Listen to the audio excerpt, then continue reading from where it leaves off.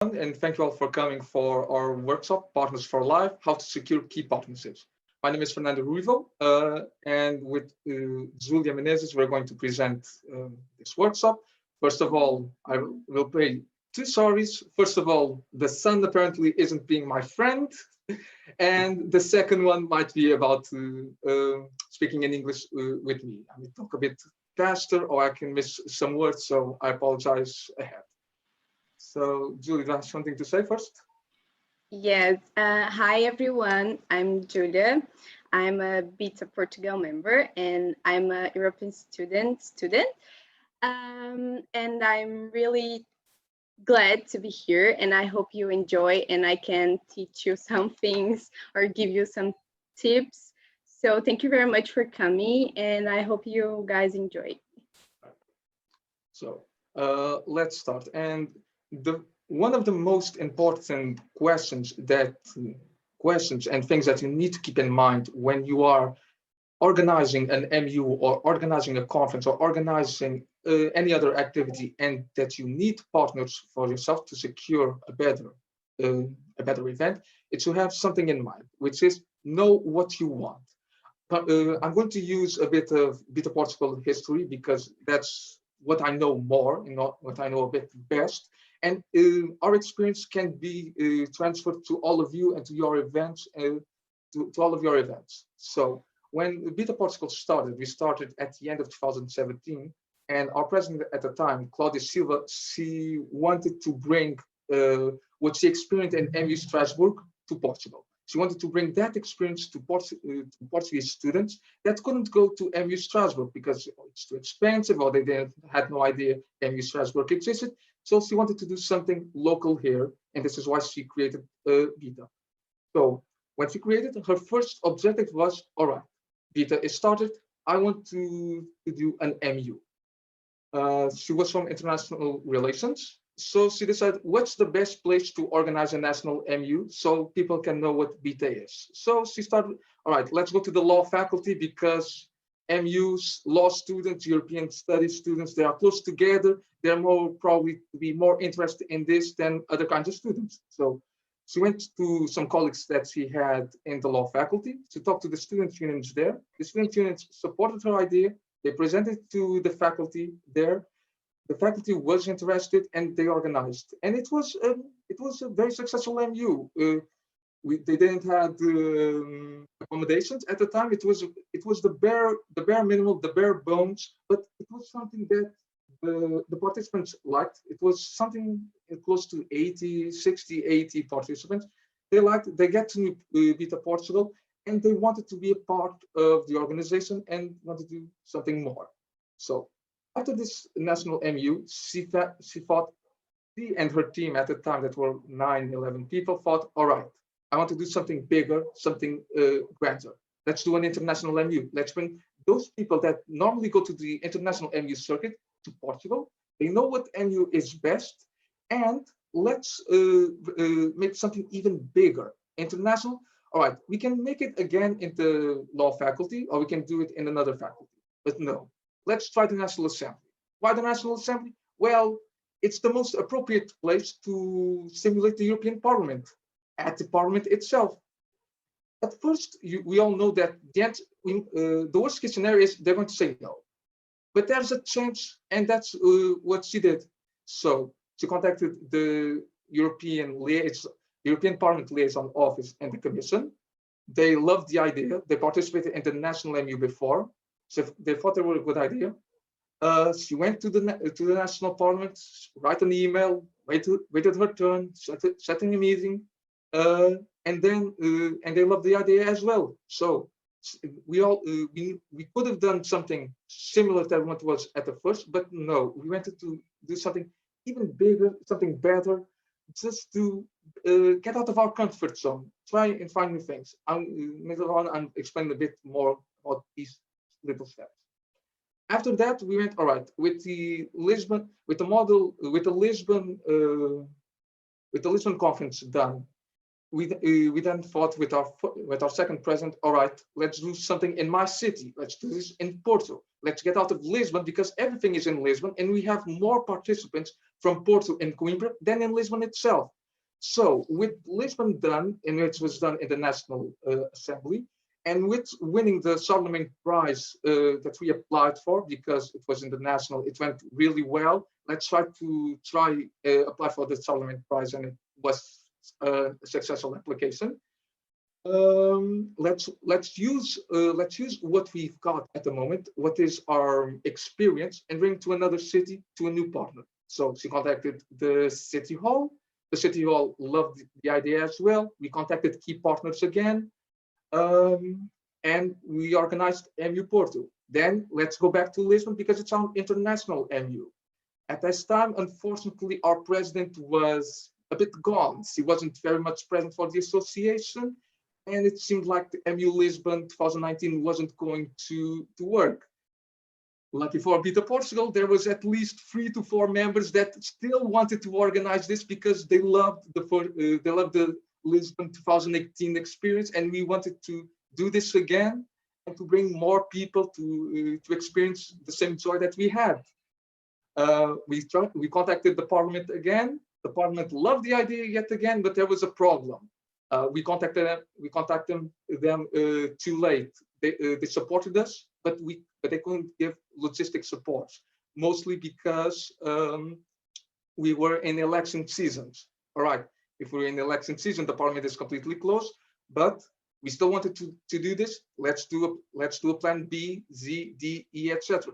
Let's see. All right, what do I know here in Lisbon? MEU is going to be in Lisbon because it's our international setting. All right, what do we want? We want the parliament. We can't have the parliament. What's our second best option? All right, we want a room that has a hemicycle because it's the parliament. The parliament can be in a square room, or we didn't want something like that. Let's think. All right, in Lisbon, what the hell this has a hemicycle room here? Apparently, it's not very easy to find, but next to the parliament, there's the economic faculty, and the economic faculty has a hemicycle room. Let's contact the faculty's administration. Let's set up a meeting with the president, present it, and it went successful. Then we went to MEU Coimbra, and now I'm going to pass it to Julia because she was responsible. She was part of the team for MEU Coimbra, and she can tell you a bit more how it went. So, as Fernando said before, an MEU Lisbon was a success. So we want to do something new in Coimbra because Coimbra is in the center. So it could be a good option to both of the side of the country. So both of North and South could be in Coimbra because Coimbra is in the center and it's a student city. So first we decide to do in Coimbra our third national MEU. And then in Coimbra, we want to innovate. So we want to create something new for BETA and also for MEUs. So in our national MEUs, the official language is Portuguese. But as I said before, then MEU Lisbon was a success. So there was a lot of people interested to go to Coimbra as well. So we want to have interpreters, and we get it. We did a lot of work and we get it. And we have some really good experience with that because the official language was Portuguese, but we had the interpreters and we had translations during the simulation, which was really interesting because with that we opened the simulation for more people, Erasmus students, more outside people that want to join, and we create something new. So I think this is the key for the whole simulation and for every event. You need to know what you want. You need to know your goal. The second goal was to achieve and to do the MEU in the law faculty, which is the oldest faculty in the whole University of Coimbra. And that was another challenge, but we did it. We achieved that goal, and we create a really good and the last event before COVID, unfortunately. And today we're gonna teach you some tips, and we're gonna give you some tips to know how we did it and how we can all did. So. Okay. All right. So knowing what you want for your MU, having a better general idea of how you want to organize your MU, it's the first step. Then you need to have in consideration it's when you're starting. Because when you're starting, credibility is your biggest asset for here. For new branches, this is your most difficult hurdle at start because when you're going to a city hall, you're going to a university, or you're going to the National Assembly, and you're going to present your experience, well, you just started. You don't have that experience at the moment. It's just like going to the job market where everyone is asking, you're looking for the job, and one of the requisites is you need to have 5 years of experience, and you just went out of college. Well, if I don't have the work, I don't have experience, so I cannot apply. But this is where BETA Europe comes in, because when you're starting, when you're presenting yourself to a city hall or university, to the National Assembly of your country, or to any other partner, you're not selling yourselves at the moment because you do not have the background, you don't have experience at the moment. But BETA Europe does. What you're selling is not yourself. You're selling is the idea of BETA, a European association network. So when you're starting, you're not like 9 guys in 3 different cities. You're 25 associations in 25 countries with 500 people. And this can help you open the first door to a good partnership, be it the liaison office of the European Parliament, the European Commission, whatnot.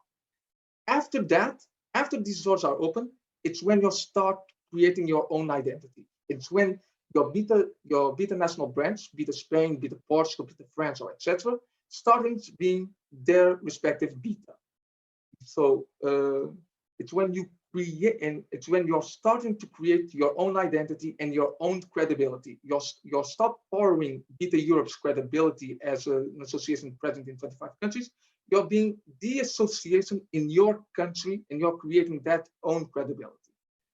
And then you can ask me, what is building your own credibility? Well, it's the small things that makes the difference. It's, first of all, be kind, respond to your emails on time, be transparent to your partners, be on equal footing. When you're asking your partner for something, give them also something in return. It's not the take situation, it's a give and take situation. And this is when you start becoming credible. It's when your national branch starts to be more credible in the eyes of these institutions and to other institutions, because institutions talk to each other. So when the National Assembly or the European Parliament liaison office knows you, that's good. And if they have you in good eyes, that's even better for you and for your event, because when you're going to talk to them next year, they remember you, they have a good impression on you, and they want to support you even more.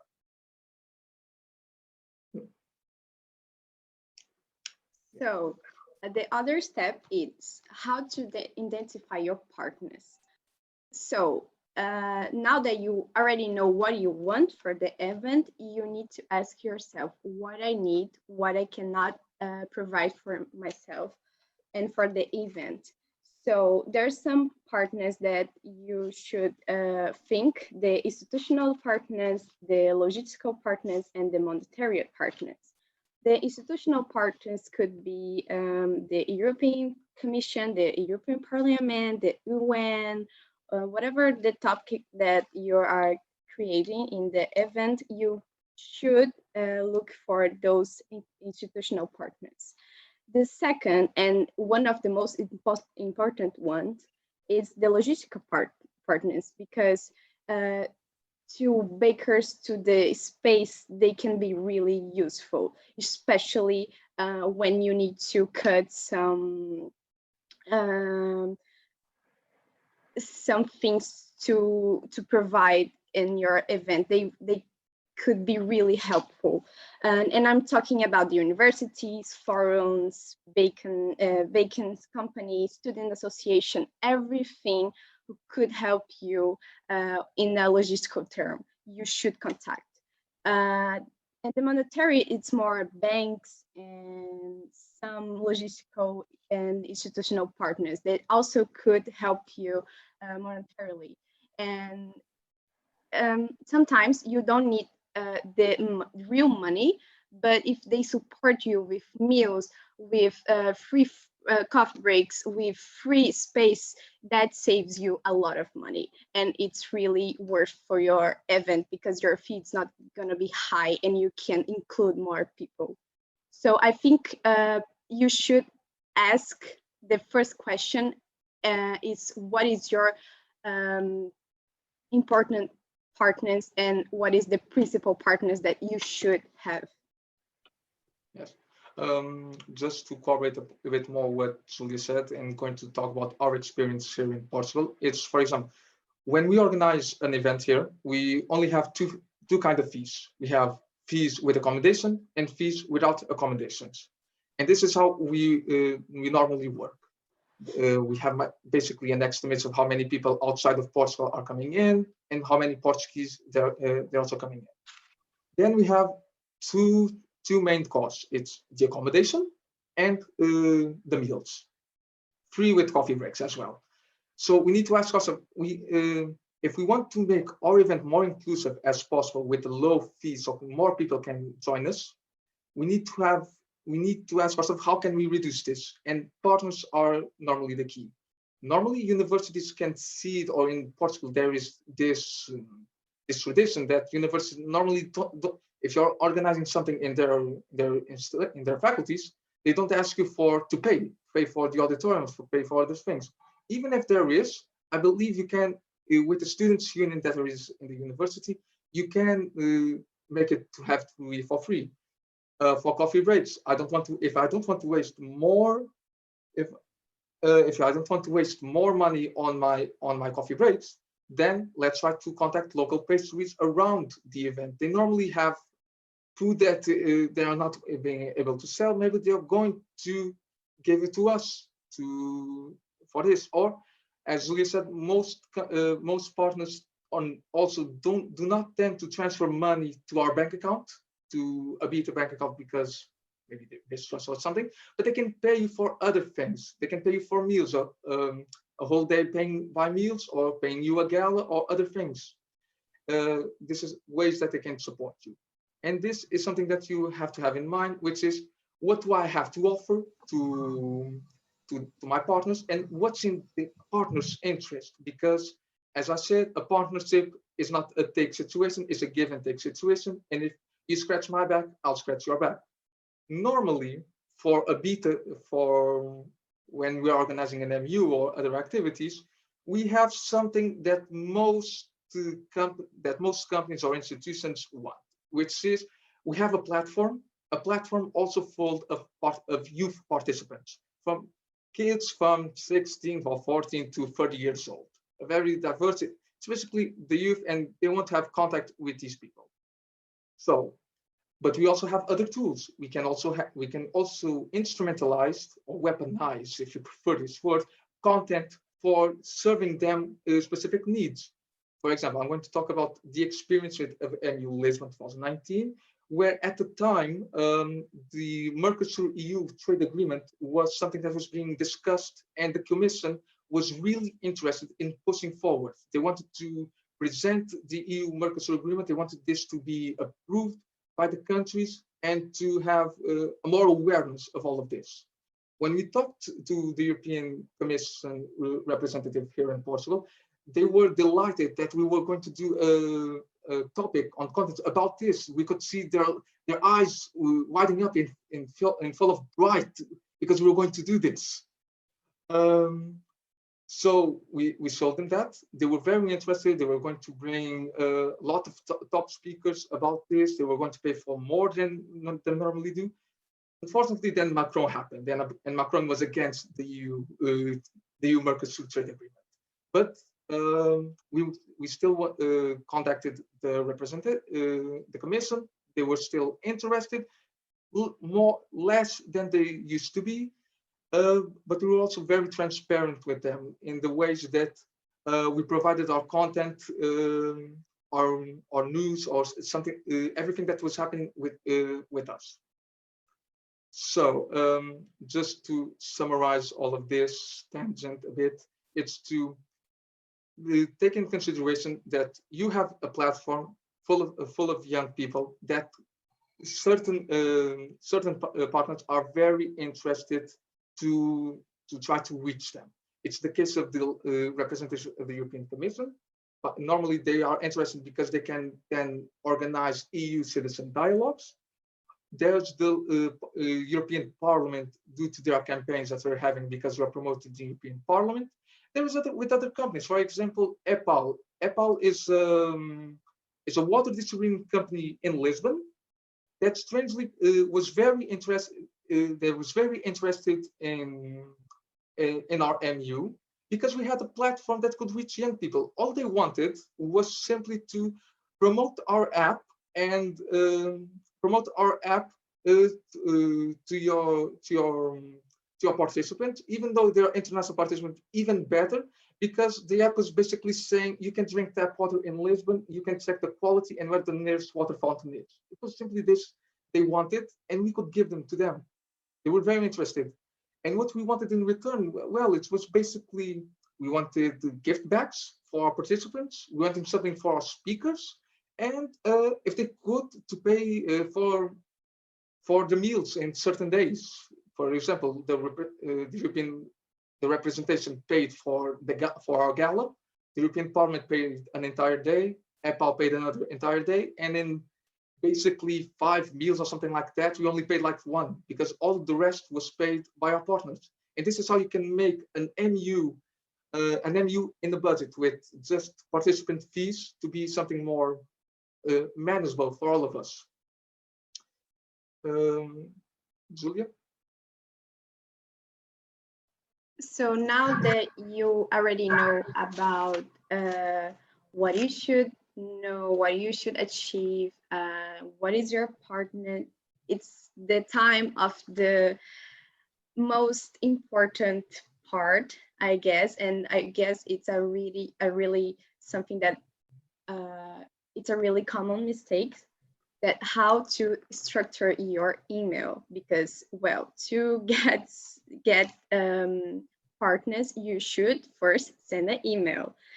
So we create a structure to our emails, and in the beginning of our emails, we start with a self-introduction, telling who you are in the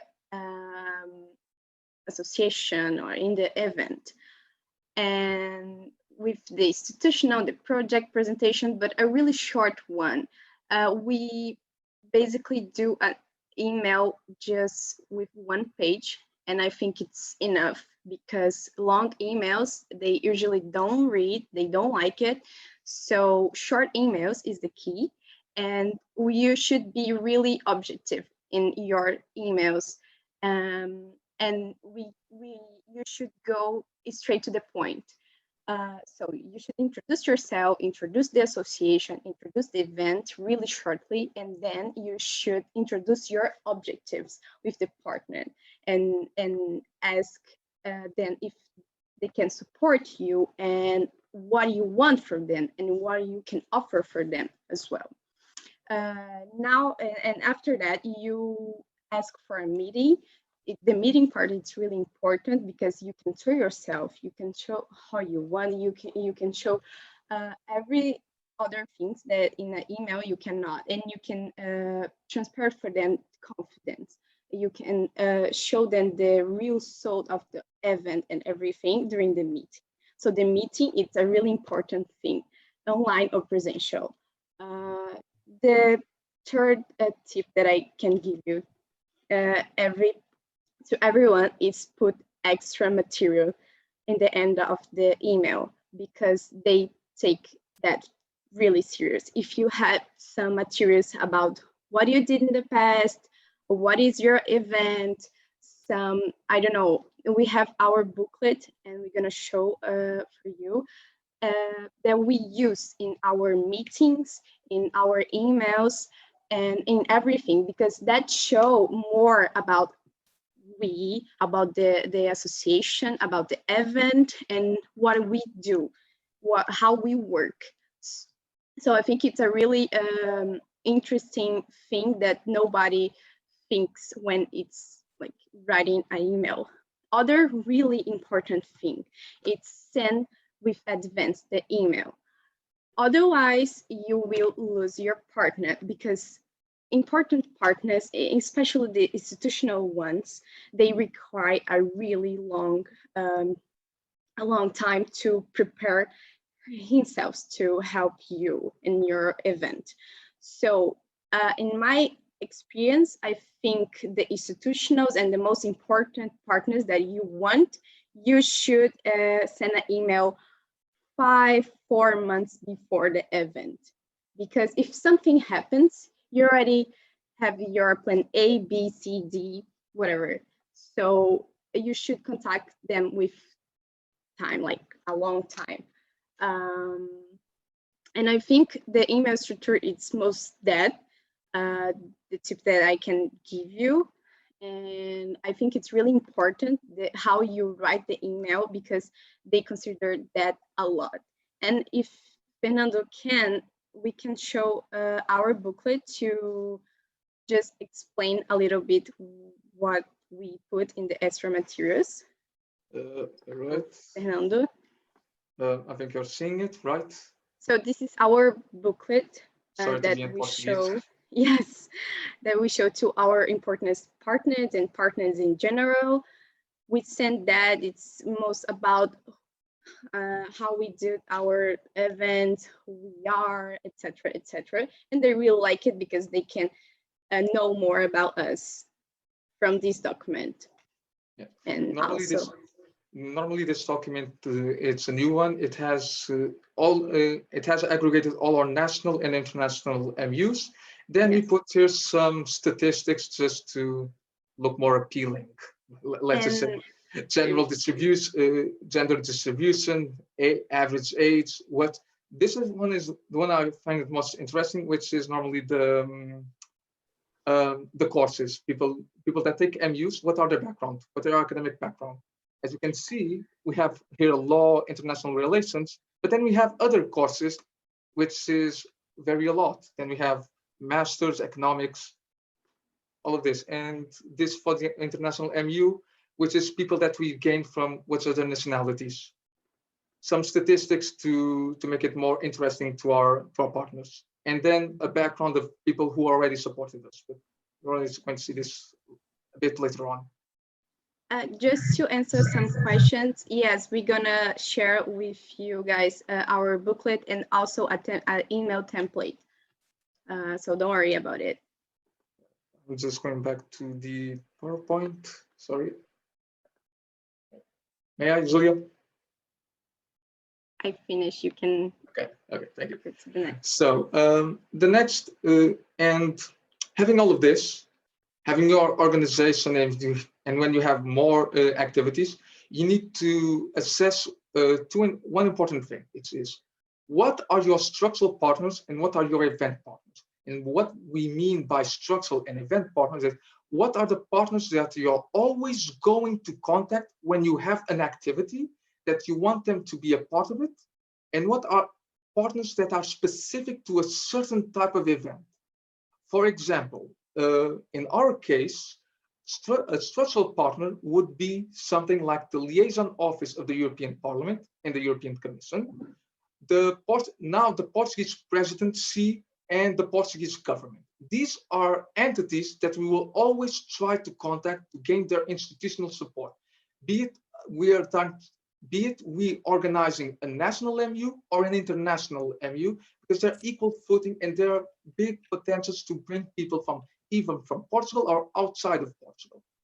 Event partners are partners that are localized in a specific MU. In our latest, and we have two cases for this. In the international MU, we have the Portuguese National Assembly, which we're going to always try to have their institutional support and logistics support to organize in their building. And for our national MU, when we are in Coimbra, the University of Coimbra and all the University of Coimbra and all the local partners that are there, be it Europe Direct, being the Yepso company, being local bakeries that even you don't ask for their logo, but you just ask, do you want to support us? We can help you by saying that you're here. We have 100 participants. Maybe maybe 10% of them are going tomorrow to your bakery, buy you coffee or something. I don't know. It will depend. Yes, that reminds me of MEU Coimbra, that we get the head boost support, and we gave free head boosts to all our participants, which was really good because everybody was super tired. So sometimes the event partners and the local ones are really helpful. I mean, really, really helpful. They could provide you a lot of unexpected things like head boost. Then we have an important message, which Julia is going to talk about, which is partnerships aren't always institutional. Yes, when we think about partnerships, we always think about an institution, a company, logistical ones, but the most important one, the most important partnership is the people, your network. If you have people in your life, you can resolve everything, because we all know someone that has a friend that knows a guy, a girl. So network, really important. That's why in BETA Portugal, we create a really team building, because we all have someone who can help us. I was one of those cases, because the first MU that I organized was MU Coimbra. Really, I helped to organize the MU Lisbon, but the first one was MU Coimbra.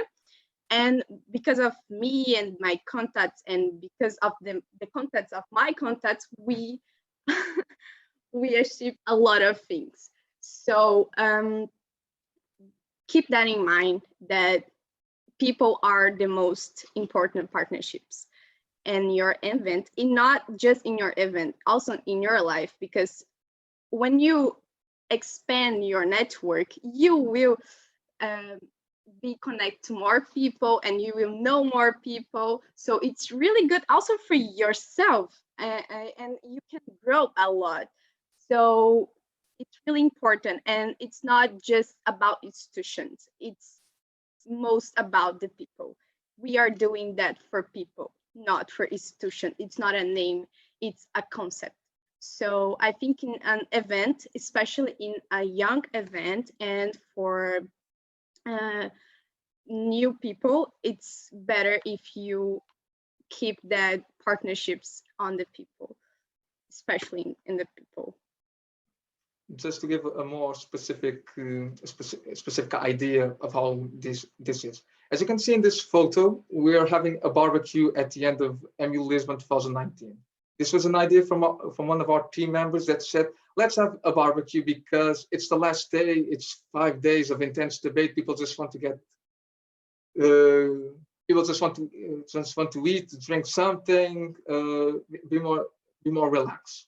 We were like, okay, but we need a grill. But where are we going to get a grill? I'm from the city. Most of us are from the city. We don't have portable grills with us.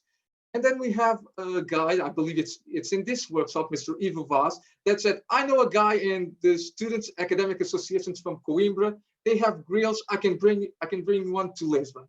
And we said, all right, you bring the grill, we buy the charcoal and the meat, and we'll have a barbecue. Do that. Just a simple example.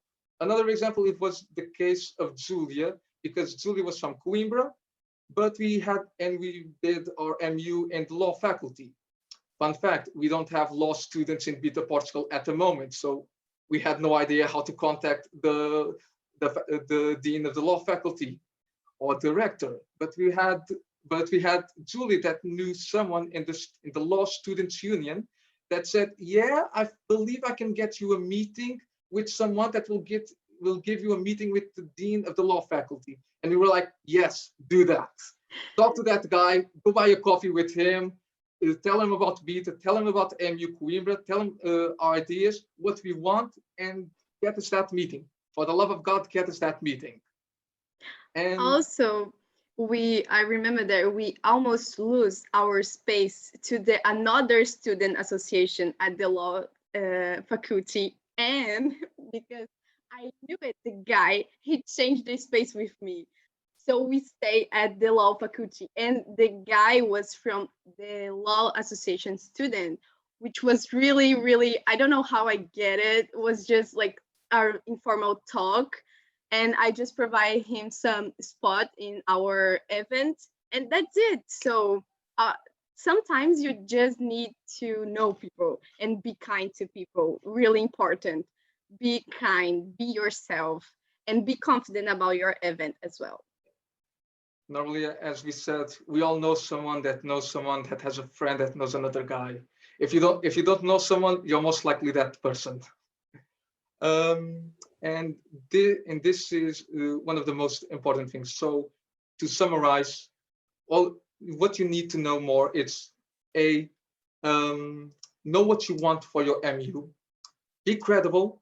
If you be always credible by being kind, being transparent to your partners when they ask you questions about budget, who do you want to bring, or something like all that, or what can you give them. You can give them a platform to your participants. You can give them content. For companies, you can offer the CVs of your participants and make that separation for their human resources if you want. Normally, some companies may want the CVs, others don't, but it's something that you can gain, something that you can offer them to sweeten the pot.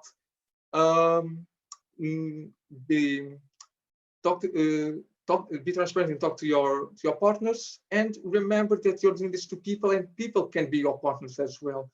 For example, there are MUs where a former participant can bring you a ton of new people for your future events. This is one of the reasons why we also make national MUs, because if people are very much comfortable speaking English, but they are more comfortable speaking your native language, most likely they will want to be part of the association, and will help you and be a stepping stone for international MUs, or to expand your network, the network of your own organization. And this is why for us in this case, BETA Portugal in this case, we in 3 years ago started with only one partner, which was BETA Europe. And now today we have, well, all of these. I'm just going to show you in all of them conditions, be it they're structural partners of ours or be it event partners as ones. You can see there's the Portuguese presidency, National Assembly, the government, European Parliament, European Commission, city halls, universities as well, even embassies and student unions, and even companies that support you, not entirely monetarily, but with products or other things, and the National Youth Association. And also some prize, right? Sorry? Also some prize. A surprise? Some prize. All right. Surprises, even there. Our international ones like the CPLP. So I believe we are open for Q&A. Just to conclude something, I think there's a lot of people who want to do something but are really shy and really worry and don't want to put themselves in that outside of the comfortable zone. But you need to think that it's not something for the association, it's also something for yourself. You're gonna grow, you're gonna be more mature, you're gonna meet more people, and you're gonna have some incredible experience. And don't worry about making mistakes or doing something bad. Something really, I mean, I was remembered during the email structure that I was sending a lot of emails one day, and I was sending emails to MEPs, and then I sent an email to a wrong MEP. And she responded me like, Julia, do you really want me And I was like, oh my God, I'm so sorry. I'm so sorry I made this mistake. And she was really kind and she really supportive.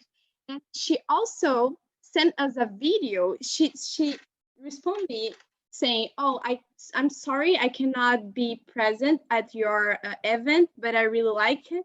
I don't mind about your mistake. And she sent us a video supporting the event, which was really good. So don't worry if you do some mistakes. Everybody makes mistakes. Everybody is challenge something. So my tip is improve yourself. Try to do something for yourself as well, not just for your association. And it will bring you a lot of experience, a lot of different moments, a lot of new people in your life.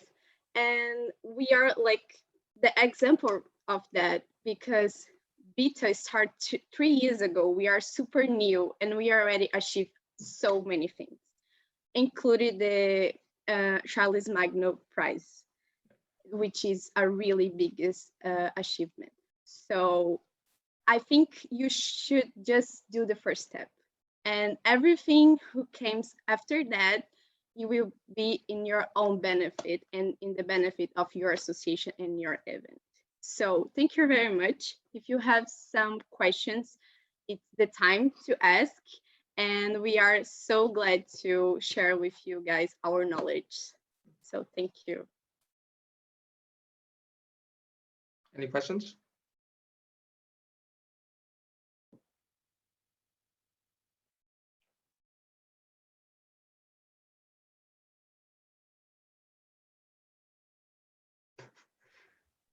Well, we do understand that for some of us it's been a very long day, but it would be the perfect opportunity now to ask all the questions, as I know there have been lots of other questions that were in relation to this specific topic posed in previous workshops. Therefore, maybe our speakers would like to receive those questions as well. I see Fraser.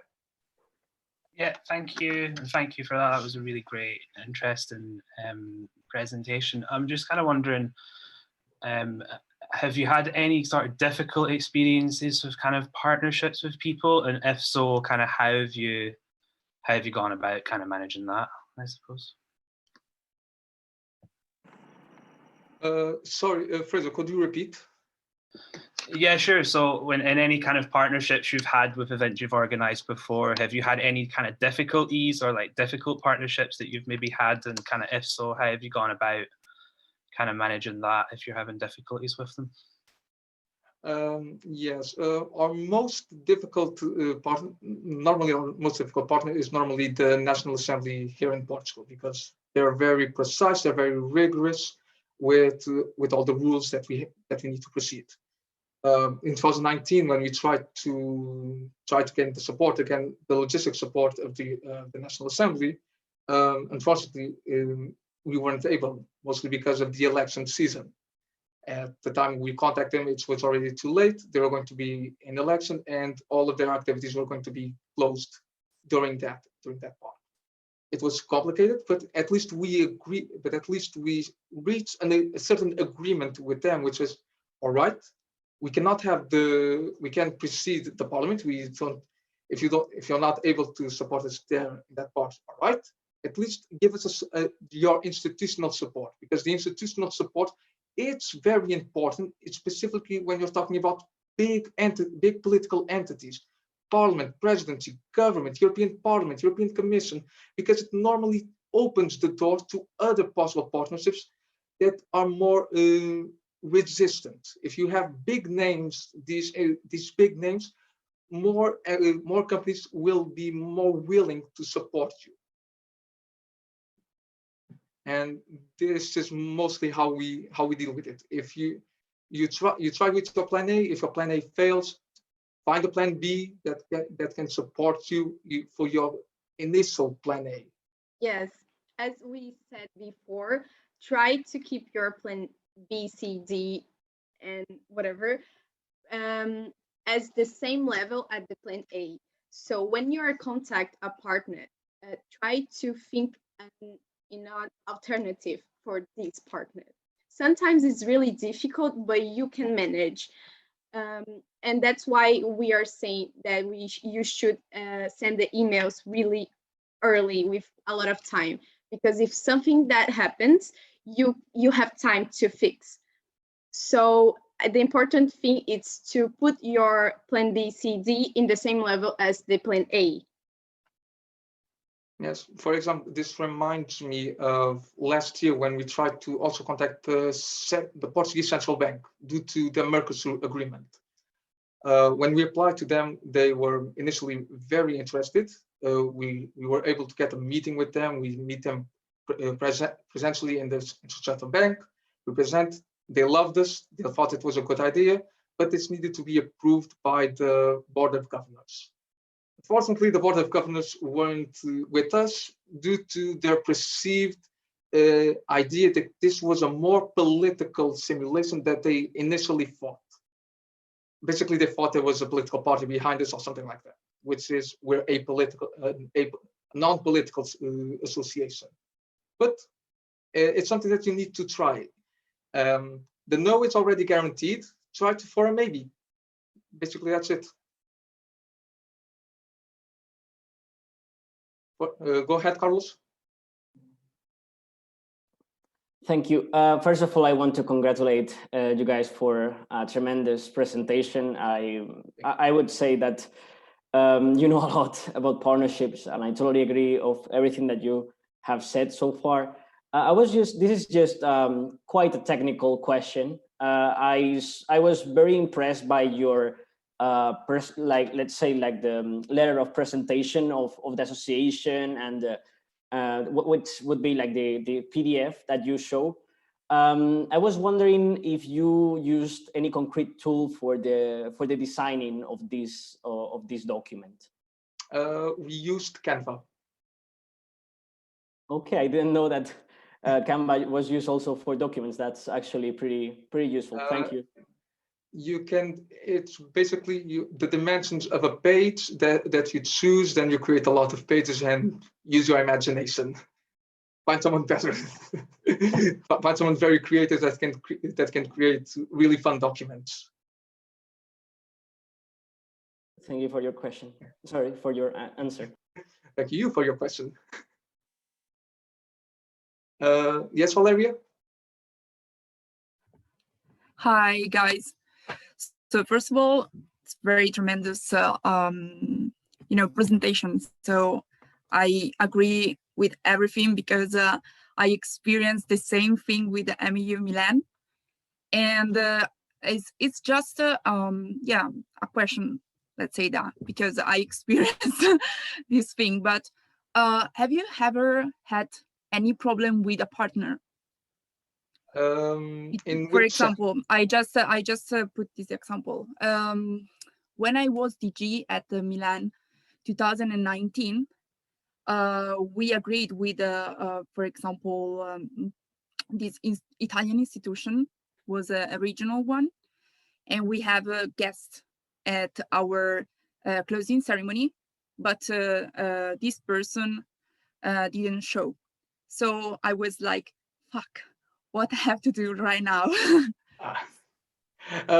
Yes, I know how that feels. I had two examples regarding this. One of the first one was a former MEP that we invited in 2019, Mrs. Ana Gomes from the S&D. She forgot the date, basically. She was supposed to come in on the second day, if I'm not mistaken, on the second day, but she forgot. Luckily, we had her phone number and we called her saying, "Where are you, Mrs. Ana Gomes? I'm sorry to be calling you." She said, "Oh, I'm sorry, I forgot. Can I come in the next time, a next day?" And we were like, "Okay, wait, let me get the schedule. Let's see what we can do here." Yes, maybe it's possible. We cut short the European Parliament speaking time because they said they're only going to need like 15 to 20 minutes, and we had like an hour for them. Then we said, all right, Mrs. Ana Gomes, you come first, then the European Parliament, then the Commission. All right, you come here on the first day instead of this day. We're going to say, we're going to apologize to our participants. We're going to put another workshop on the Mercosur agreement or something like that. On the next day, we had another one that, and she still went overtime, by the way. Someone just said to me, and the government said like 30 minutes to speak. She talked like an hour. And we were like, oh, well, European Commission, want to know Isaac, want to know this faculty? I'll make you a grand tour about it while we're covering this up. Basically, it was that. And then it was on the final days on the MEU.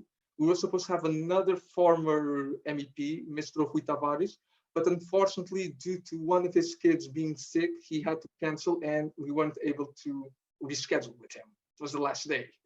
So we weren't able really to save that, just owning it and saying, I'm sorry, Mr. Rui Tavares was unable to come due to health reasons. I'm sorry, hope you understand it. So we had some partners that can be difficult, but let us try to be the best flexible that we can be to avoid, to correct some of these mistakes. Mr. Dominique, I believe you have your hand up, right? And also after we have some Mr. Menenez, yes. I think I'm pronouncing right. I don't know, sorry. Thank you. Yes, thank you. Hello, everyone. I would like to first introduce myself. We haven't really had time to see each other, or I didn't really have time to introduce myself because I was joining only today. So this year, it was my first participation in BETA Slovakia as a participant, and probably I will be helping in the future in making more conferences in BETA Slovakia. So it was a very good and useful discussion here today. And my question is about the future plans for BETA Europe and what will your partners play in the future in it? If I'm understanding correctly, you're asking how can our national partners help BETA Europe, correct? I'm asking what will your partners play in the future of BETA Portugal? Sorry. Oh, in the future of BETA Portugal. They play a very important role. As I said, our structural partners, which would be government, the presidency, the liaison office of the European Parliament, and the European Commission.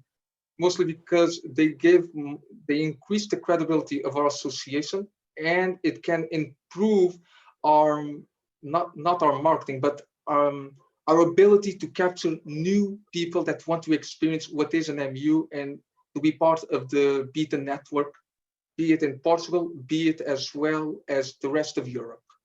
So one of the important is they present credibility, they increase your credibility as an association, and they also improve the inclusion criteria of your MEU. For example, if you have the liaison office of the European Parliament and the European Commission paying you for meals, then you can reduce the registration fee of your participants. So an MEU that would have, for example, 100 or more euros of fee, you can do it for 75 or 50 or for 25 euros or even less, because you're able to decrease your costs. Thank you. You're welcome.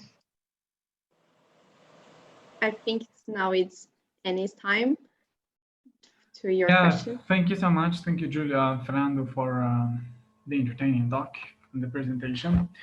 Well, as you mentioned, the fees, and you said 2 fees, so this is like in almost so every MEU. I would like just to ask you a question. If the board or the organizing team so has the authority to deal with banks, so while just being part of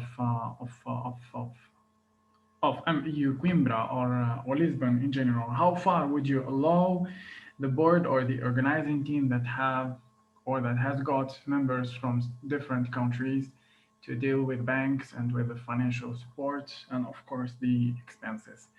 And the other part of the question, have you ever thought to have like reimbursement or reimbursable, so MEU for participants? So by just having sponsors, you can just reimburse the money. So for example, BETA Portugal also has that so type of options.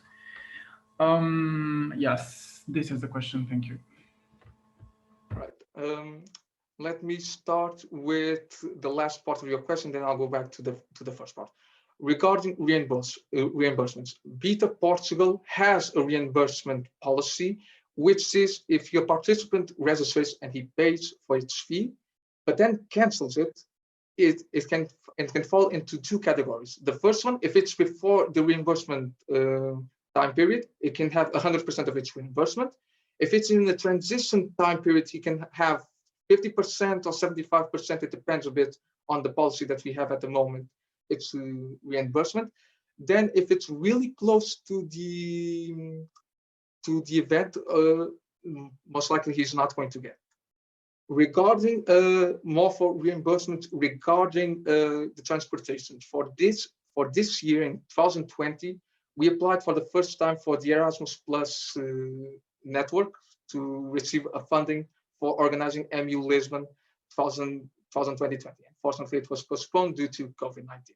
But we were accepted because we want also to be more inclusive. We know that traveling costs are very can be a barrier to participants to come here. So we try to find a partner that would allow us to make those reimbursements.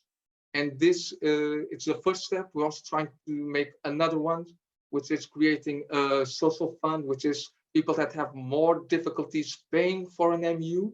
We can pay them. We can pay for them. It's something that we are trying to organize. It's an idea that we have currently on the BETA Portugal's board. We need to still tune on the details regarding this. Remember me just the first question again. I think you answered partly the question. Just I asked how far do you allow the organizing team or the members to deal with banks in general? I think that this is a complicated situation in every country. Yeah. Yeah, that is something that at the moment we haven't got very much experience. All of our organizing teams were mostly headed by Portuguese nationals, but it's something to be seen. For example, in BETA Portugal, we have, if I'm not mistaken, one institutional bank account, which is organized by the president and its treasurer. We also have, I believe, another bank account for MEU Lisbon at the moment. We also have the Revolut. So basically, we have some bank accounts that can be used for national, for MEUs specific. We have the one for MEU Lisbon, which can be used for national and international, because you just need the transcripts of transactions to make a good, to basically make a good fact check. So more precise than this, I'm sorry, I cannot be. What I mean exactly, should only the Portuguese citizen deal with that bank account, or the members that are responsible for the financial deals? So for the MEU in general, it would depend on the position he has. If he's, for example, the DG or the Treasury, it's something because the board of BETA Portugal completely trusts in him, then most likely yes, he would have the access with the BETA Portuguese treasurer as a supervisor, as well as we apply this for our own MEUs. We have the directorate plus the treasurer of BETA Portugal. Sorry, Julia, I have also another question that already has come up to me. As you already organized MEU with the interpreters, do you have an idea to organize like a total Portuguese MEU? This is what I want, for example, to see in all Europe, to have like different MEUs using only the local language of the country with interpreters, for example. Maybe once it happens. Do you have like an idea to organize like a Portuguese MEU with only Portuguese, the Portuguese language, by providing, for example, interpreters for participants? If you agree with this idea. We do our nationals MEU basically just in Portuguese. The MEU Coimbra was something new that we were trying, and the interpreters were from my faculty, because I'm not from law, and in my faculty we have language courses. So I asked the faculty to help us and to provide some students who can help us. So they were the interpreters, and the simulation was totally in Portuguese. And Carlos can say that because he was there. And we are like wearing a headphone and something to hear what the participants in Portuguese are saying, but in English. So was totally in Portuguese, but the outside participants, not from Portugal or not Portuguese speaking, they are like listening in English. Also, Andrea and Carlos, they can testify that, and works really well, actually, more than expected. When they want to talk, we also have translation for those who cannot understand English. So I think was a really good improvement that we made, and we want to do it again because it's not that difficult. We just need the infrastructure and the people who wants to try and who wants to be an interpret. We also opened the calls for interprets, so it wasn't just a student, it was people from, I don't know, was a girl all over Europe. Yes, was a girl from law. She was a law student, and she was one of the interprets. So we basically just opened the calls also for interprets, and like for a position. And we also had a guy from Italy. Yes, there we was have the translation Italian translator. in Italy. Yes. So now we want to put more translations in our events, more language, not just English, Portuguese, English, but also Portuguese, French, other language, Italian, to make also the simulation more real, because in the real European Parliament that happens. We don't need to know English to become an MEP, for example. So I think this is something that we should think about it more seriously to put in the events, for example. I remember well that it was in 2018, yes, in Coimbra. No, was this year. It was this year. February. No. The first one was in 2018, yes? Yes. The first one was in Lisbon. It was Lisboa. Our first national MU was MU Lisboa, which was in Lisbon. Then we went to our second national MU, which was in Porto, and the third, which was in Coimbra. All of this with, we say national MU because the national language that you're supposed to be talking in this MU is Portuguese. In Coimbra, we wanted to be a bit more inclusive with our international audience. This is why we gained the interpreter's booth, we gained the interpreter's role, to have more experienced people that is in Europe to participate in Portugal, so we can also share this knowledge with the newbies in Portugal. But we preserved the Portuguese language first. It was always the first language. It was always in Portuguese. You had the addition to have interpreters to translate in English and English to Portuguese. Yes. Yes, I remember well that it was in Porto because I wanted to apply for it, and it's like they told me it's pretty in Portuguese. Yeah, Portuguese, Porto and Coimbra, so together, yeah. And it's like my Portuguese was not very, very high, so that time for just speaking, so Portuguese. That's why I decided not to be in it so far. But next time, I think that I will apply for it. Thank you. I think it's a really interesting